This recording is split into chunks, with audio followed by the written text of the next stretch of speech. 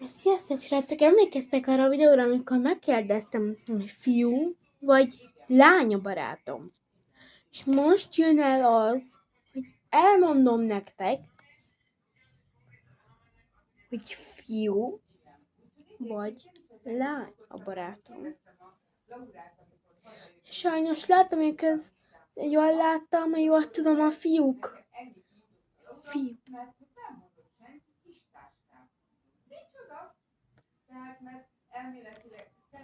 Mindegy.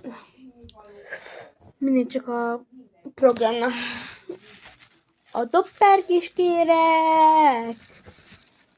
A jó válasz a lány volt. Hát miért? Igaz, hogy úgy néz ki a barátom, mint egy fiú. Csak ő lány.